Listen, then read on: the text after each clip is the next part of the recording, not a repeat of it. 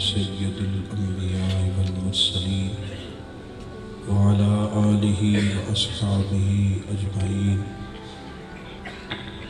أما بعد أعوذ بالله من الشيطان الرجيم بسم الله الرحمن الرحيم ألا بذكر الله تطمئن القلوب صدق الله العظيم إن الله وملائكته يصلون على النبي يا أيها الذين آمنوا صلوا عليه وسلموا تسليما السلام عليك يا سيدي يا نبي الله وعلى آلك وأصحابك يا سيدي يا حبيب الله. تمام تعریفیں حمد و ثنا اللہ جل جلالہ کے لیے، درود و سلام نبی اکرم نور مجسم آقائے کل ختم رسول دانائے شغول احمد مجتبیٰ جناب حضرت محمد مصطفیٰ صلی اللہ تعالی علیہ وسلم کی ذات والا صفات کے لیے حمد و صلوات کے بعد، عزیز دوستو، انسان سکون کی تلاش میں ہے۔ دنیا کی سب سے بڑی نعمت انسان کے لیے اطمینان قلبی ہے۔ اللہ کریم اس کے دل کو راحت عطا کر دیتا ہے تو اپنے آپ کو بہت بڑا خوش قسمت انسان سمجھتا ہے۔ انسان سکون کی تلاش میں ہی مزارات پہ جاتا ہے، سکون کی تلاش میں ہی محافل میں آتا ہے، سکون کی تلاش اسے مساجد کی طرف لے کر کے جاتی ہے، سکون کی تلاش اس پر خاص فضل ہوتا ہے تو اسے حرمین کی حاضری بھی عطا کرتا ہے۔ جب لوگ بھٹکتے ہیں تو وہ سکون کی تلاش کے لیے شراب خانوں کا رخ بھی معاذ اللہ کر لیتے ہیں، وہ شباب و کباب کی مجالس میں بھی پہنچ جاتے ہیں جھکتے سکون کی تلاش میں۔ پھر کئی دفعہ ایسے چلے جاتے ہیں کہ وہاں سے واپس لوٹ نہیں پاتے۔ لوگوں نے دولت بھی اس لیے زیادہ کمائی کہ وہ سکون چاہتے تھے۔ لوگوں نے بڑے بڑے محلات بنائے، وہاں تیرنے کو تالاب بنائے، گھومنے کو باغات بنائے، منشا صرف ایک تھا کہ سکون نصیب ہو۔ لیکن ان ساری چیزوں کے باوجود سکون نصیب اس لیے نہ ہوا کہ آپ وہاں وہ چیز لینے جائیں جہاں سے ملتی نہیں تو کیسے ملے گی؟ ہاں، آپ کو مسجد میں سکون ملے گا، آپ کو اللہ کے بندے کے آستانے پر سکون ملے گا، لیکن اس کی بھی کچھ شرطیں ہیں کہ آستانے پہ سکون لینے جائے، وہاں سے بھی دولت جمع کر لینے جائے۔ محفل سے سکون ضرور ملتا ہے لیکن ثواب لینے جائے، اپنا آپ دکھانے نہ جائے، اپنا آپ بتانے نہ جائے، ورنہ تو یہ بڑا مجرم ہے، بڑا مجرم ہے۔ قرآن مجید نے ہمیں رستہ دکھایا، فرمایا خبردار ہو جاؤ اور اچھے طریقے سے کان کھول کے سن لو کہ الا بذکر اللہ تطمئن القلوب، فرمایا بے شک دل نہیں لگتا، میں کہیں میرا بھاگ جانے کو دل کرتا، بہت بے قرار۔ اور اس دور کا یہ ایک چھپتا ہوا مسئلہ ہے کہ لوگ سکون کی تلاش میں ڈھونڈتے ہیں، کیونکہ میں کہہ چکا ہوں مساجد کا رخ بھی، مدارس کا رخ بھی کرتے ہیں، آستانوں کا رخ بھی کرتے ہیں، تو وہاں بھی چونکہ ہماری کیفیات درست نہیں ہوتی۔ اللہ کی یاد میں سکون تو ہے لیکن چونکہ ہمارا رویہ بڑا مختلف ہو گیا، اب دینی علمی روحانی مجالس بھی بہت ساری دنیا داری کی ماجگاہ بن جاتی ہے تو نقصان بڑھتا ہے، دل سخت ہو جاتے ہیں۔ جب دل سخت ہو جاتے ہیں تو معاشرے کے اندر رشتے بھی ٹوٹتے ہیں، تعلقات کی بنیاد لالچ بن جاتا ہے، انسان انسانوں سے نہیں، انسان انسانوں کی جیبوں سے پیار کرنے لگتا ہے۔ آہستہ آہستہ حالات اتنے پیچیدہ ہو جاتے ہیں کہ اسے اپنے سوا کوئی آدمی مخلص نظر نہیں آتا، سب دکاندار دکھائی دیتے ہیں۔ دلوں کی سختی روز بروز بڑھتی جا رہی ہے۔ اس کا بھی علاج حضور علیہ السلام نے اس کا بھی سبب ہمیں بتایا تھا، فرمایا جب تم گناہ کر کے توبہ نہیں کرتے تو تمہارے دل پر ایک دھبا لگ جاتا ہے۔ اگر تم توبہ کر لو تو اللہ اس کو صفائی دے دیتا ہے، پر اگر ایک اور گناہ کر لو تو دھبا ایک اور لگ جائے گا۔ پھر اس طرح ہوتا ہے کہ ہمارا دل کالا سیاہ ہو جاتا ہے، تو وہ جتنا بڑا اچھا قاری بھی قرآن مجید پڑھے اس کا اثر نہیں ہوتا۔ کامل ولی کے پاس بیٹھ کے بھی لوگ محروم رہ جاتے ہیں، کیونکہ اندر ہی ہم دیکھیں نا، بارش تو برسے گی پر کسی بندے نے اگر پتھر لگوایا ہو اپنے سین کے اندر تو وہاں پھر پھول کیسے ہوگی؟ تو یہاں اندر بھی تو زمین پہ کچھ زرخیز ہونا ضروری ہے۔ تو میرے بھائی، دل کی سختی، اس کا علاج ضروری ہے، اس پر توجہ ضروری ہے، اس کا خیال کرنا ضروری ہے۔ سارا زور لگا دیتے ہیں اپنے کپڑوں کی استری کرنے پر اور اپنے روپ کو نکھارنے پر۔ تھوڑی سی توجہ اگر دی جائے نا، اپنے من میں ڈوب کر پا جا سراغ زندگی، چل تو اگر میرا نہیں بنتا، چل تو اگر میرا نہیں بنتا، چل تو اگر میرا نہیں بنتا، اور نہ بن اپنا تو بن، اپنا ہی بن جا، اپنے ساتھ ہی اچھا سلوک کرنا۔ تو میرے بھائی، نبی پاک علیہ السلام کی بارگاہ میں صحابہ نے باقاعدہ اس کو مرض کے طور پر پیش کیا، حضور ہمارا دل سخت ہو گیا، اور یقین کریں آج تو بڑے سخت ہو گئے، کڑواہٹ چھلکتی، تلخی، اس کو بطور مرض کے صحابہ نے پیش کیا۔ ایک نے عرض کی، یا رسول اللہ صلی اللہ علیہ وسلم، دل بڑا سخت ہو گیا، کوئی علاج بتا دیں۔ تو حضور علیہ السلام، ذرا بات پر غور کرنا، ہمارے ہاں ایک یہ رٹا یہ بھی پڑ گیا کہ آپ نظر کریں۔ بھئی نظر، یہ نظر ہی تو ہے جو آپ کو سبب بتایا جاتا ہے۔ اب نظر کا آپ نے کیا معنی کیا ہوا ہے؟ نظر کا کیا مطلب ہے کہ آپ کے حصے کی نماز پیر صاحب پڑھ لیں؟ نظر کا معنی کیا ہے کہ آپ کے حصے کا روزہ حضرت صاحب رکھ لیں؟ کیا معنی ہے نظر کا؟ زکوٰۃ آپ اپنے پیسوں سے دیں گے کہ وہ آپ کے حصے کی پیر صاحب ادا کر دیں؟ نظر کا معنی سمجھیں، یہی نظر ہے جو میرے رسول پاک کیا کرتے تھے۔ یا رسول اللہ، دل سخت ہو گیا، تو اللہ کے محبوب نے فرمایا کوئی یتیم بچہ مل جائے گا، اس کے سر پہ ہاتھ پھیرا کر، رب تیرے دل کو نرمی عطا کر دے گا۔ علاج بتایا حضور نے، مشکات میں موجود ہے، یتیموں کے سر پہ دست شفقت پھیر۔ یہ نظر حضور نہیں فرمائی، لیکن فرمایا جا جا کے پہلے تلاش کر، اور اس سے پیار کر، تیرا دل اللہ نرم کر دے گا۔ ایک نے عرض کی، یا رسول اللہ صلی اللہ علیہ وسلم، دل میرا کالا سیاہ ہو گیا، حضور میں بڑا بے چین ہوں، بے قرار ہوں، تڑپتا ہوں، روتا ہوں، دل کی سختی نہیں جاتی۔ تو محبوب کریم علیہ السلام نے انہیں یہ علاج بتایا، فرمایا تو کثرت سے قرآن پاک پڑھا کر، تو کثرت سے قرآن پاک پڑھا کر۔ اب میں ان دو حدیثوں کو پڑھتا تھا تو میں کھو جاتا تھا، میں سوچتا تھا کہ یہاں جو حضور نے فرمایا ہے کہ قرآن پاک پڑھو، تو اس کو کہہ دیا یتیم کے سر پہ ہاتھ پھیرو، تو دونوں کو ایک علاج کیوں نہیں بتایا؟ کچھ اور علاج بھی ابھی میں آگے بیان کروں گا۔ یہ اس کو کیوں کہا کہ تو قرآن؟ مجھے یوں لگا کہ جیسے نا یہ بندہ زیادہ پڑھا لکھا نہیں تھا، تو اس کو کہہ دیا چل تو یتیم کے سر پہ ہاتھ ہی پھیر لیا تھا۔ اور یہ قرآن جانتا تھا، یہ قرآن کے مفاہیم جانتا تھا، پتہ تھا کہ سورہ ہود پڑھے گا تو تڑپ جائے گا، پتہ تھا کہ سورہ ملک پڑھے گا تو روئے گا۔ اس کو کہا قرآن پاک پڑھ، تیرا دل نرم ہو جائے۔ اور یہ کچھ پڑھا لکھا نہیں تھا، تو فرمایا تو یتیم کے سر پہ ہاتھ پھیرا کر۔ ایک شخص نے عرض کی، یا رسول اللہ صلی اللہ علیہ وسلم، دل بڑا سخت ہو گیا۔ تو فرمایا نبی پاک نے زنگ لگ گیا، اور زنگ اتارنے کا اللہ بھی ہوتا ہے، مسکالۃ القلوب لذکر اللہ، اور فرمایا جب دل کو زنگ لگ جائے تو پھر اللہ کا ذکر کیا کرو، اللہ کا ذکر، اور ایک دن میں نہیں یہ زنگ اترے گا۔ ہمارا مسئلہ یہ ہے کہ آج پروگرام بن گیا ذکر کرنے کا تو ساری رات ذکر میں گزار دی، اور کل رات پھر کہا یار میں ساری رات لگا رہا ہوں، بنا تو کچھ بھی نہیں۔ آپ ڈاکٹر کے پاس جاتے ہیں دوائی لینے، تو وہ کہتا ہے یہ 15 دن استعمال کرنے، اسے کہو نا کہ میں ساری شیشی آج ہی پی جاؤں گا، ہو سکتا ہے ایسے؟ فرق پڑے گا کہ نقصان بڑھے گا؟ تو ذکر الہی روز کریں، ترتیب کے ساتھ، تردیل کے ساتھ کریں، حدیث سنیں اور اس کو یاد رکھنا۔ عرض کی، یا رسول اللہ صلی اللہ علیہ وسلم، ایک شخص جو ہے وہ دن کو چوری کرتا ہے پر رات کو نفل بھی بڑی پڑتا ہے۔ یا رسول اللہ صلی اللہ علیہ وسلم، سنا ہے وہ نماز کا بھی بڑا پابند ہے پر چوری بھی بڑی کرتا ہے۔ اب حضور نے جو ہم بات کرتے ہیں نا کہ تینوں کی فائدہ نماز کا، میرے پیسے نہیں دے رہا، تمہیں کیا فائدہ، یہ نہیں کہا حضور نے۔ یا رسول اللہ وہ چوری بھی کرتا ہے نماز بھی پڑھتا ہے، تو محبوب نے فرمایا اگر نماز پابندی سے پڑھتا رہا نا تو اس کی نماز اسے چوری چھڑوا دے گی۔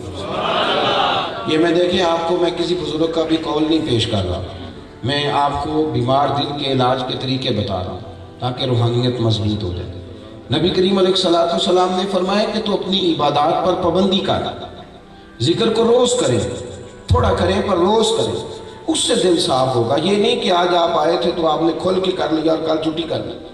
پابندی سے اذکار، وظائف، اعلیٰ حضرت بریلوی رحمۃ اللہ علیہ نے الوظیفۃ الکریمہ کے اندر وظائف بتائے ہیں۔ صبح پڑھنے کے الگ ہیں، شام کو پڑھنے کے الگ ہیں، فجر کے بعد کے الگ ہیں، عصر کے بعد کے الگ ہیں، ٹائم تھوڑا تھوڑا۔ اور میرے اعلیٰ حضرت کا کمال یہ ہے کہ اپنے پاس سے کوئی شے نہیں بتائی، جو بھی بتایا ہے وہ نبی پاک کی حدیثوں سے بتایا۔ یہ وظائف پڑھو، یہاں تمہیں سکون ملے گا، یہاں تم دشمن سے بچو گے۔ فرمایا کہ صبح اٹھ کے، اعلیٰ حضرت فرماتے ہیں کہ صبح کے وقت سورج نکلنے سے پہلے 11 دفعہ قل هو اللہ پڑھ لیں، اور سبحان اللہ آتی بھی سب کو سورۃ اخلاص۔ فرمایا سویرے اٹھ کے 11 دفعہ پڑھے، شیطان اپنے لشکر سمیت بھی حملہ کرے گا تو اس بندے سے سارا دن گناہ نہیں کرا سکے گا، پر یہ کہ تھوڑی مہربانی کرے، پہلے اٹھے صبح، پھر 11 دفعہ گن کے پڑھے۔ میرے بھائی یہ علاج بتائے نبی کریم نے، حضرت عائشہ صدیقہ۔ چوتھا علاج سنیں، ایک یتیم کے ساتھ پہ ہاتھ پھیرے، ایک سے فرمایا ذکر کر، ایک سے فرمایا قرآن پاک کی تلاوت۔ حضرت عائشہ صدیقہ رضی اللہ تعالیٰ عنہ تعلیم امت کے لیے عرض کرتی ہیں کہ یا رسول اللہ دل بڑا سخت ہو گیا ہے، بڑا نرم تھا، مجھے محسوس ہوتا ہے کچھ سختی بڑھ گئی ہے۔ مجھے بھی محسوس ہوتا ہے، آپ کو بھی ہوتا ہے کہ نہیں؟ لیکن ہم اس کا ڈالتے ہیں کسی اور پہ، کچھ کہتے ہیں کہ یہ میرے ابا نے زیادتی بڑی کی، مجھے نکال دیا، پیسے بڑے کمانے پڑ گئے اس لیے دل سخت ہو گیا۔ نہ ابا نکالتا، نہ دنیا داری کرتا میں، نہ محنت زیادہ کرنی پڑتی۔ کچھ لوگ کہہ دیتے ہیں کہ یارو خو جب سے یہ کاروبار شروع کیا نا اس کی وجہ سے میں تباہ ہو گیا۔ کچھ لوگ یہ کہتے ہیں کہ وہ پیر صاحب جو تھے میرے، انہوں نے نظر کرم نہیں صحیح کی، یہ سارے شکوے کر کرا کے نا تو ہم فارغ ہو جاتے ہیں۔ یہ لوگ اس طرح نہیں کرتے۔ حضرت عائشہ صدیقہ رضی اللہ تعالیٰ عنہ عرض کرنے لگی یا رسول اللہ دل سخت ہو گیا، بڑی پریشان ہوں، نظر کرم ہو۔ نبی کریم نے فرمایا عائشہ اپنی موت کو کثرت سے یاد کیا۔ اللہ تمہارے دل کو نرمی عطا کرے، سوچا کرو، قبرستان جایا کرے۔ میرے بھائی بیمار کی تیمارداری کرنے، دل اگر آپ نرم کرنا چاہتے ہیں تو ہفتے میں ایک دن کسی اسپتال کا چکر لگائیں، لوگوں کی تکلیفیں دیکھیں۔ اگر آپ دل نرم کرنا چاہتے ہیں تو کبھی قبرستان کے کونے میں کھڑے ہو کے دیکھیں کہ ڈاکٹر بھی یہاں لیٹا ہے، انجینئر بھی لیٹا ہے، پروفیسر بھی لیٹا ہے، سارے آ گئے۔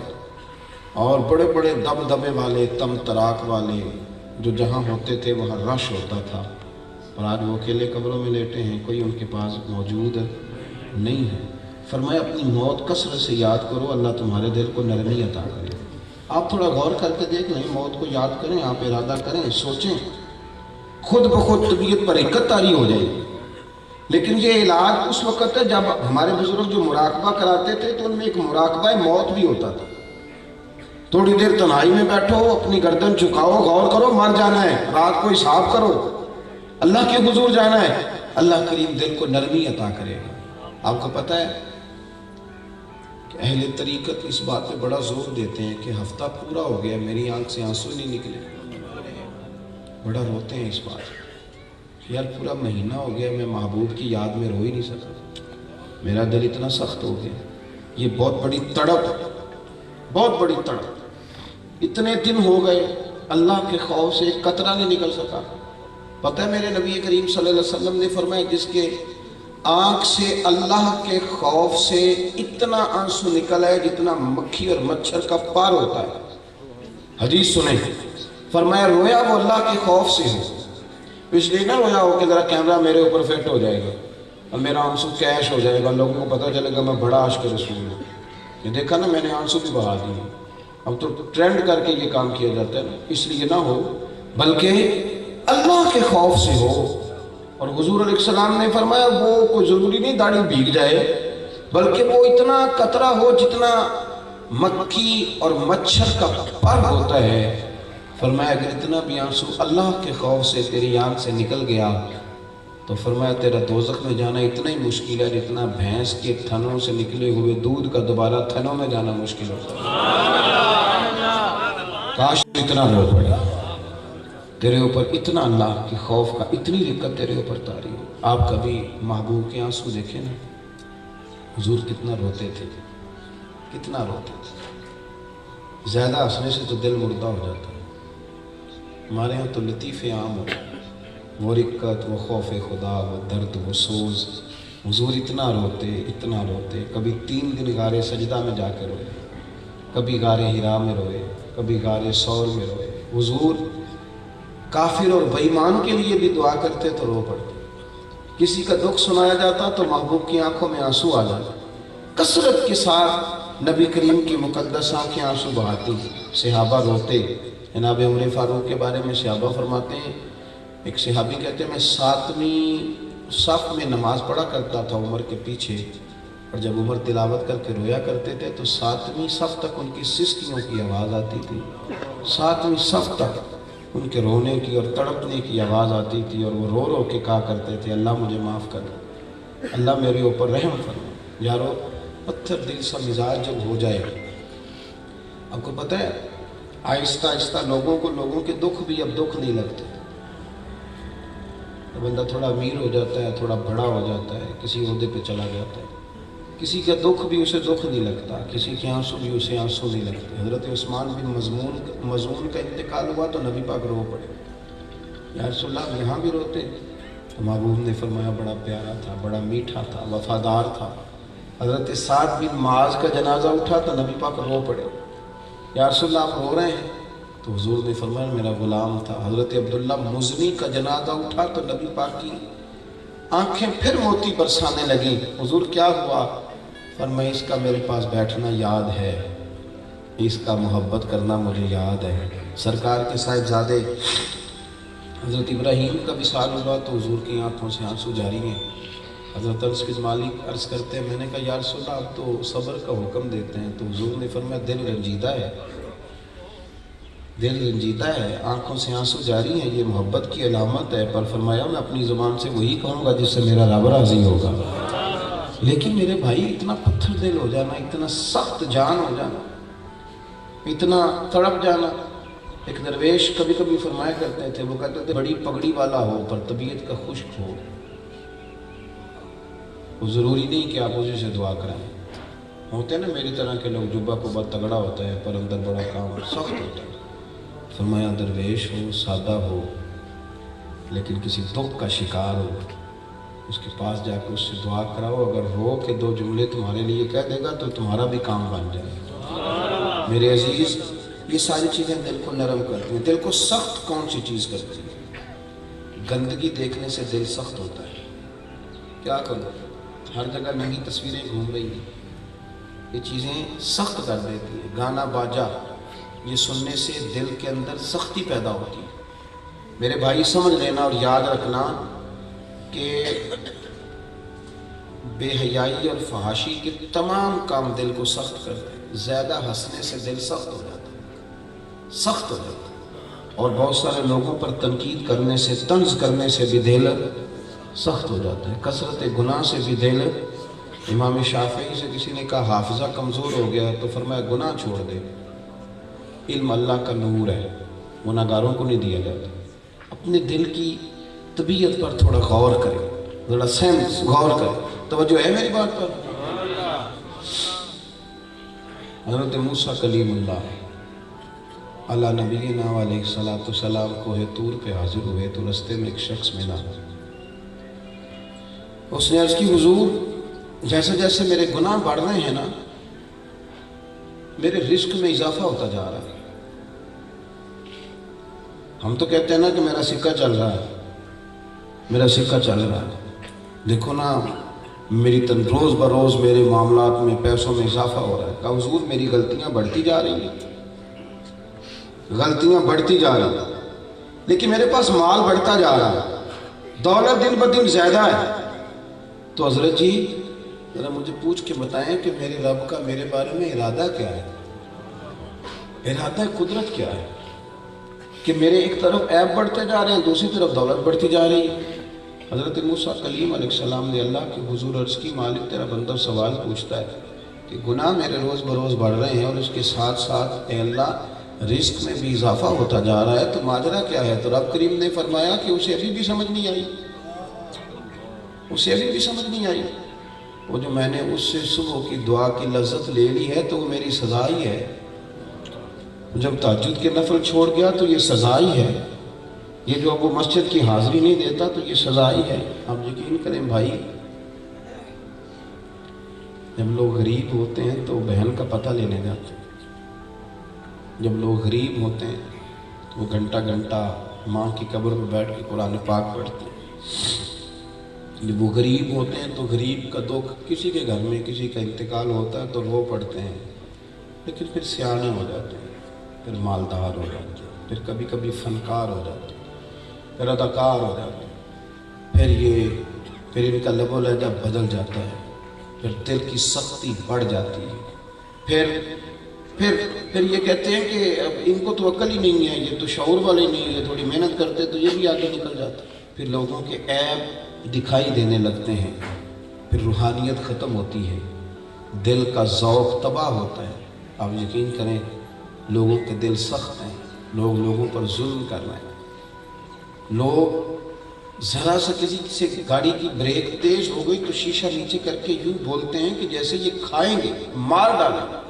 ایک دوسرے کے لیے دلوں میں روز بروز نفرتیں جنم لے رہے، طبیعتیں سخت ہو گئی۔ بچے ماں باپ کے حق میں، ماں باپ بچوں کے حق میں، جو بڑے قربت کے رشتے تھے وہاں دراڑیں پڑنے لگی ہیں۔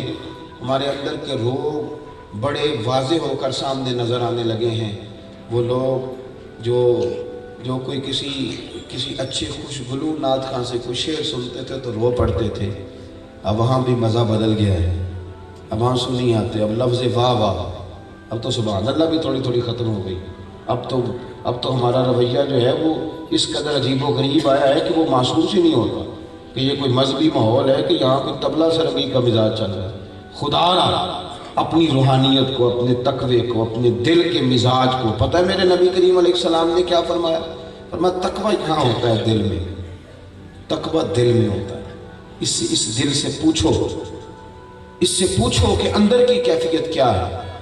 میں نے کچھ دن پہلے اپنے دوستوں سے کہا تھا، میں نے کہا یہ جو لوگ بہت سارے مفتیوں سے فتویٰ لینے جاتے ہیں نا، یہ بنیادی طور پر گنجائش ڈھونڈ رہے ہوتے ہیں، کہیں سے کوئی گنجائش مل جائے، اور کسی نہ کسی طریقے سے لوگ ناجائز کی طرف، کوئی انشورنس کے نام پہ، کوئی بینک میں پیسے رکھ کے کسی اور نام سے، کوئی کاروبار کے نام پہ، کوئی کسی دھبے سے، کوئی کسی دھبے سے اپنے دل کو سیاہ کرتے۔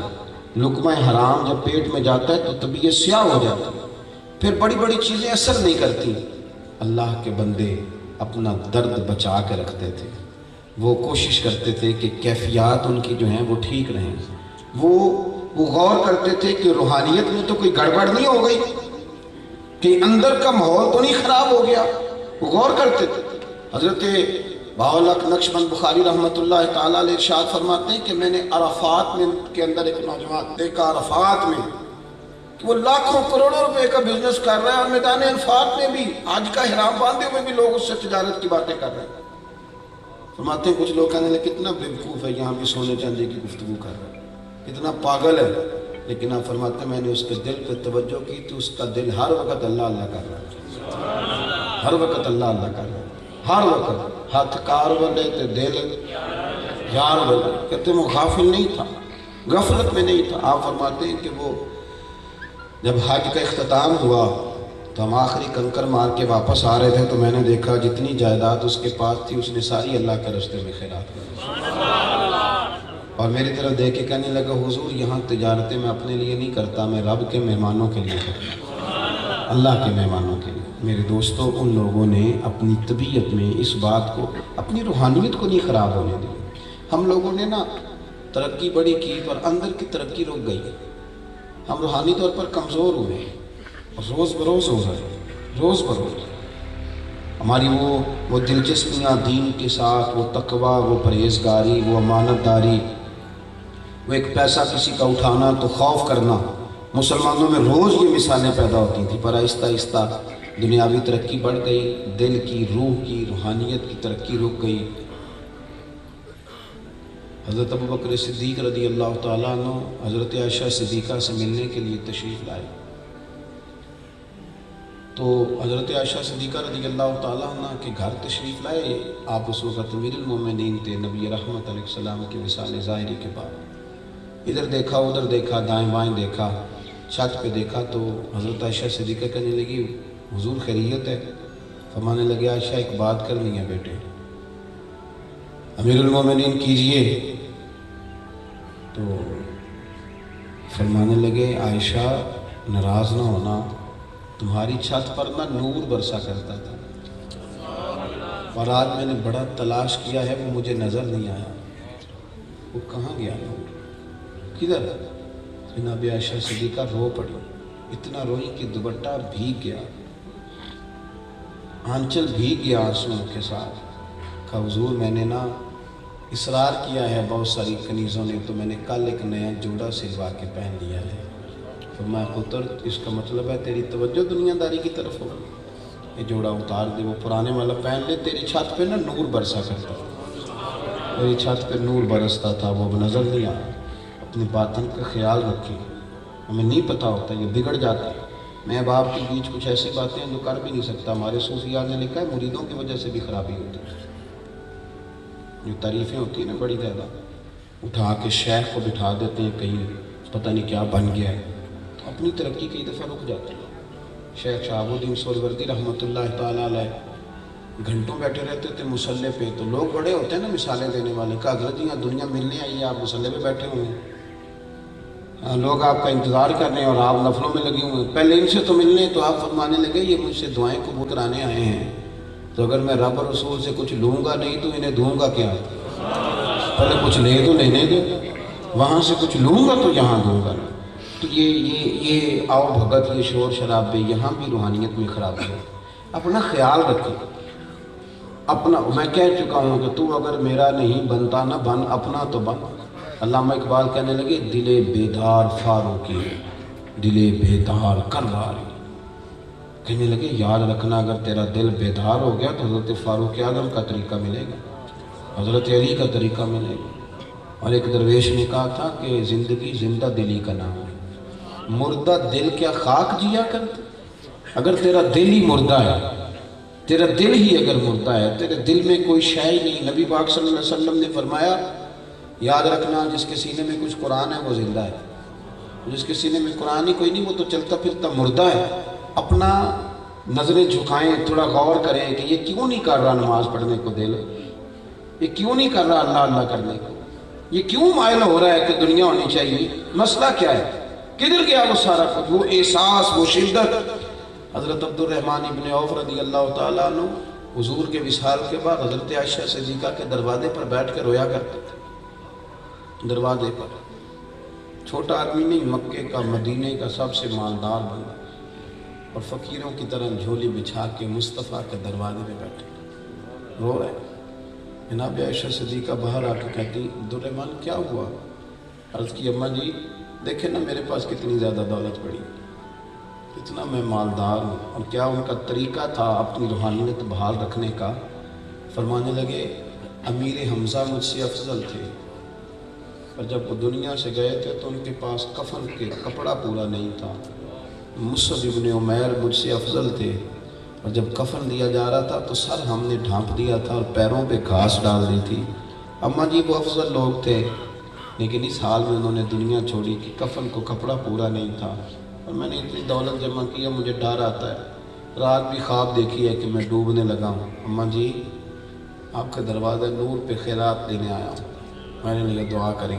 جناب عائشہ صدقات و خیرات کا کہتے ہیں، وہ صدقے بھی کرتے. پھر چوتھے دن آ کے رونے لگے. اپنے اس احساس کو، اپنی اس توانائی کو، اپنے اس حسن کو، اپنے اندر کے اس وقار کو انہوں نے بچا کر کے رکھا. لیکن حضرت معاذ ابن جبل رضی اللہ تعالیٰ عنہ کو نبی پاک علیہ السلام نے ایک صوبے کا گورنر بنایا. وہ جب واپس آئے تو ان کے پاس کچھ مال تھا، لوگوں نے تحفے طائف دیے انہیں. واپس جب آئے حضور کے وصال ظاہری کے بعد حضرت عمر فاروق رضی اللہ تعالیٰ عنہ سے ملاقات ہوئی. انہوں نے بتایا کہ میرے پاس کچھ مال ہے.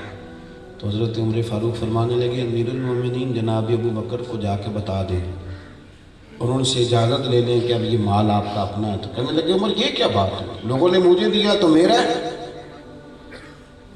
میں کیوں بتاؤں آپ کو؟ کچھ شک ہے میرے اوپر کہ میں نے ناجائز معاذ اللہ جمع کیا ہے؟ حضرت عمر کہنے لگے میں نے تو مشورہ دیا ہے تو آپ کی مرضی۔ حضرت معاذ ابن جبل کہتے ہیں میں رات کو سویا تو میں نے خواب دیکھی کہ دریا بہہ رہا ہے اور میں ڈوب رہا ہوں، اور عمر میرا ہاتھ پکڑ پکڑ کے مجھے بچا رہے ہیں۔ کہتے ہیں میں سویرے اٹھا اور جناب عمر سے کہا عمر اور میری تو روحانیت خراب ہونے لگی، اٹھ چل ابو بکر صدیق کے پاس چل، تصدیق کرا کے لاتے ہیں کہ یہ مال یہ سرمایہ یہ میرے لیے درست ہے کہ نہیں۔ میرے عزیز ہماری نا جو روحانی زندگی ہے نا، ہماری اپنی ذاتی ہم جو زندگی سنوار رہے ہیں نا، جو ہم مال جمع کر رہے ہیں، ڈرائنگ روم بنا رہے ہیں اٹیچ، یہ ہماری جسمانی زندگی ہے۔ آپ کیسے سوئیں گے اس بہت بڑے کمرے میں اگر آپ کو سکون کی نیند نہیں آئے گی؟ کیا کریں گے ان پیسوں کا جو پڑے ہوئے ہیں لیکن چین ہی کوئی نہیں؟ کیا نفع ہوگا اس دولت کا جو گھر کے اندر ڈھیروں کے ڈھیر پڑی ہوئی ہے، اور بہن بھائی بیچارے منت کر رہے ہیں کہ چلو کوئی توفیق مل جائے اس کو اللہ کے راستے میں دینے۔ اپنی زندگی کا جائزہ لیں، اپنی روحانیت کو کبھی خراب نہ ہونے۔ میں نا اس موبائل کو بہت بڑی رکاوٹ سمجھتا ہوں بابا روحانی زندگی کے لیے۔ میں کس طرح یہ بات کروں کہ جس قوم کے ہاتھوں میں قرآن ہونا چاہیے تھا اس کے ہاتھوں میں ہر وقت موبائل رہتا ہے۔ یہ تباہ کر دیا روحانی زندگی کو، مسلح بالکل بے آباد ہو گیا، اللہ اللہ کے زاویے بالکل ختم ہو گئے، کوئی کیفیت نہیں، کوئی ذکر نہیں، کوئی فکر نہیں، کوئی عبادت نہیں۔ تعویذوں والوں کا کام زیادہ کیوں چل رہا ہے کہ لوگ وظیفہ تو پڑھنا چاہتے نہیں، وہ چاہتے ہیں ہمیں لکھ کے دے دیا جائے تو لکھ کے دے دیا جاتا ہے۔ اپنے باطن پر توجہ کریں، آپ دیکھیں کتنے زمانے بیت گئے نماز نہیں ڈھنگ سے پڑھ سکے۔ آپ غور کریں کتنا وقت مولانا رومی رحمۃ اللہ تعالیٰ علیہ سے ایک شخص نے کہا تھا کہ حضرت جی مال بھی بڑا ہے دولت بھی بڑی ہے پر میں مسجد تو نہیں نہ جاتا، تو فرمانے لگے جا پھر توبہ کر جا کے، مالک تو ناراض ہے، وہ ہر شے تجھے دے کے کہتا ہے یہ لے لے اور دفع ہو جا میرے گھر نہ آنا، وہ تو ناراض ہے، جا جا کے اپنی اللہ اللہ ٹھیک کر، مہربانی فرمائیں اپنی طبیعت پر توجہ دیں، چھوڑیں۔ آج میں نے اور آپ نے تبلیغ کی بات نہیں کی، آج ہم نے اپنی بات کی ہے۔ ایک خود غرضی کریں میرے کہنے پہ، خود غرضی، ایک خود غرضی کریں، ذرا تھوڑا اپنا دھیان کریں، ذرا تھوڑی اپنے اوپر توجہ دیں، تھوڑا اپنے اوپر خیال کریں۔ یہ تھوڑے تھوڑے زخم کبھی کسی کے ہاتھ پیر پہ لگ جائیں تو زمانہ سارا نسخے لے کے آتا ہے، لیکن باطن کے زخموں کا کیا کریں، اندر کی گہرائیوں کا کیا کریں؟ وہ جو اندر روز بروز گھڑا اور کھڈا بڑھتا جا رہا ہے اس کا کیا کیا جائے؟ اس کی مرہم پٹی کا بندوبست کریں، اللہ اللہ میں زور دیں۔ آپ یقین کریں کہ لوگوں کی زبانوں پہ ہر شے جاری ہوتی ہے، اللہ رسول کا نام نہیں جاری ہوتا۔ میں کچھ لوگوں کی بات سن کے نا تو کانپ جاتا ہوں، یہ ہمارے سیاسی ورکر ہیں، یہ اپنے لیڈر کا نام لیتے ہیں تو قائد جمہوریت تو شہید فلانا تو پتہ نہیں کیا کیا لقب، اور نبی پاک علیہ السلام کا نام ان سے ڈھب سے لیا ہی نہیں جاتا۔ اب یقین کریں اڑ جاتے ہیں، وہ بات کہتے ہوئے ان کے جملے ٹوٹتے، کیوں؟ اس لیے کہ انہیں اللہ سے ڈرنا چاہیے کہ کیا خطا ہو گئی کہ زبان پہ نام تک جاری نہیں ہوتا۔ اپنے اذکار کو، اپنے معاملات کو، ایک بات سنیں، ایک بری نظر ہوتی ہے مرد نے عورت پہ ڈالی اور عورت نے مرد پہ ڈالی، ایک بری نظر ہوتی ہے مرد نے مرد پہ ڈالی، امرد پر بغیر داڑھی کے جو لڑکا ہوتا ہے اس کو ہمارے فقہا نے امرد کہا اور حکم دیا ہے کہ ایسے لڑکے کے ساتھ اگر کسی شخص کی نظر ٹھیک نہیں رہتی تو اس کے ساتھ بھی وہ اوقات نہ گزارے۔ ہم لوگ جو بہت زیادہ داڑھی کی تاکید کرتے ہیں تو اس کی بنیادی وجہ یہ ہے کہ آپ کو پتہ ہے کہ اس پر حکم کیا لگتا ہے، بے ریش لڑکے کا حکم کیا ہے؟ وہی ہے جو عورت کا حکم ہے۔ اس کو دیکھا کسی نے غلط نظر سے تو وہ بھی اتنا ہی مجرم ہے جتنا اس نے کسی لڑکی کو دیکھا تھا۔ یہ مسئلے کیسے بیان کیے جائیں حالانکہ ہیں کتابوں میں۔ ایک حافظ قرآن تھے اور بڑی تگڑی قسم کی وہ تلاوت کرتے تھے، بڑا خوبصورت قرآن شریف پڑھتے، اچانک بھول گئے، اچانک۔ اور یہ بھی یاد رکھ لیں کہ جس بندے کو اللہ اور اس کے رسول کا نام لیتے ہوئے کہیں کمزوری آئے نا اس کی طبیعت میں تو اسے بھی اپنی روحانیت کا علاج کرانا چاہیے۔ اچانک بھول گئے، خواجہ حسن بصری کی بارگاہ میں حاضر ہوئے، عرض کی مہربانہ کرم فرماؤ، میں تو اتنا سونا قرآن پڑھتا تھا کہ کافر پہ روک روک کے سونا کرتا تھا اور اب میری زبان پہ جاری نہیں ہوتا۔ آپ نے فرمایا ہوا کیا؟ عرض کی حضور ایک لڑکا گزر رہا تھا، خوبصورت تھا، ذرا دیکھ بیٹھا ہوں۔ آپ فرمانے لگے تجھے شرم نہیں آئی کہ رب نے تجھے پورا قرآن تیرے سینے میں دیا اور تو گند من دیکھتا پھرتا ہے؟ تو خیال نہیں آیا تھا؟ اتنا اس نے نوازا ہے، اور تو دائیں بائیں دیکھتا ہے۔ اس نے کہا حضور پر حکم کریں، تو آپ فرمانے لگے حرم شریف جا، حرم شریف مسجد نبوی میں عصر کی نماز کے بعد فلاں کونے میں فلاں ستون کے پاس اس طرح کے بزرگ بیٹھے ہوں گے، ان سے دعا کرا، اللہ تیری مشکل کو آسان کرے گا۔ وہ کہتا ہے میں نے سفر کیا، محنت کری، میں وہاں پہنچا، ان بزرگوں کو جا کے اپنا مسئلہ بیان کیا، تو وہ کہنے لگے یار تجھے ذرا خیال نہیں آیا، اللہ نے تجھے اتنا نوازا تھا اور تم کن چکروں میں پڑ گیا؟ تو کہتے ہیں کہ میں نے ان سے کہا حضور دعا کر دیں، کہنے لگے وہ تو میں کروں گا ہی، پر پہلے یہ بتا میرے پاس بھیجا کس نے؟ کون تھا جس نے میرے پاس بھیجا؟ تو میں نے کہا خواجہ حسن بصری نے۔ پر میں اچھا وہ میرے پردے کھولتا ہے؟ میں تو یہاں چھپا بیٹھا، ہم تو یہ نہ پیو چھپے بیٹھے، اب تو میں نے پوسٹر لگوائے ہوئے ہر بیماری کا دام کرا لیں، اب کون چھپتا ہے؟ تو چھپنے کا دور نہیں ہے، اب تو دکھایا جاتا ہے۔ کہا میں یہاں چھپا بیٹھا ہوں، میرے پردے کھولیں؟ اچھا پھر ٹھہر جا، مغرب کے بعد دعا کراؤں گا۔ کہا جی ٹھیک ہے۔ کہتے میں مغرب تک رکا تو مغرب کی نماز میں نے وہیں پڑھی، تو کہنے لگے جا اس بندے سے سلام لے کے آ۔ اور جب میں اس بندے سے سلام لینے گیا تو وہ حضرت حسن بصری تھی۔ آپ فرمانے لگے تجھے میرے پاس بھیجتا ہے اور خود روز مغرب کی نماز یہاں آ کے پڑھتا ہے، تجھے میرے پاس بھیجتا ہے اور یہاں مغرب کی نماز روز یہاں پڑھتا ہے، اس نے میرا پردہ کھولا ہے تو اب میں اس کا بھی پردہ کھولوں گا۔ آپ فرمانے لگے میں نے کہا حضور یہ کیا معمہ ہے خواجہ حسن بصری سے، یہاں کیوں بھیجا؟ تو فرمایا نہیں تیری دعا انہی کے پاس ہے۔ تو وہ بزرگ فرمانے لگے چونکہ خواجہ صاحب تیرے پاس تھے نا تو انہیں اس طرح دعا نہیں کرانی، ذرا سفر کر کے ہے نا تجھے بھی اہمیت کا پتہ چلا، اب تیرے لیے دعا کرتے ہیں۔ دونوں بزرگوں نے مل کے دعا کی تو اللہ نے میری خطا کو معاف فرما دیا۔ اس لیے اپنی جو باطنی زندگی ہے نا اس پر آپ توجہ دیں، ہم غور کریں کہ کیوں نہیں آخر فارغ جو ہیں تو ہمارا فیس بک چلانے کو جو دل کر رہا ہے تو نفل پڑھنے کو کیوں نہیں کر رہا؟ اس پر آپ غور کریں۔ ہم فارغ بیٹھے ہیں تو ہمارا یہ تو دل کر رہا ہے کہ میں اگر موٹر سائیکل میں بیٹھوں کسی پارک سے ہوں تو یہ کیوں نہیں دل کر رہا کہ سپارہ پڑھ لوں؟ اس پر غور کریں، یہ مقام غور ہے، اور ایسے کھو نہ جائیں، یہ کچھ بھی نہیں ہے۔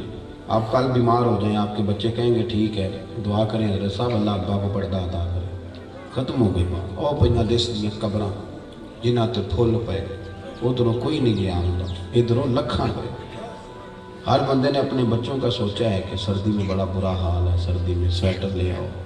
جو قبروں میں چلے گئے کبھی سوچا ہے کہ سردی میں ان کا کیا حال ہے؟ تو وہاں قبروں میں جو آرام ہے وہ اعمال کی بنیاد پر ہے۔ کوئی بھی نہیں جاتا، کوئی بھی نہیں پوچھتا، ختم ہو گیا معاملہ۔ کل من علیہ فان۔ اپنی زندگی پر توجہ دیں، محنت کریں، اللہ توفیق عطا کرے۔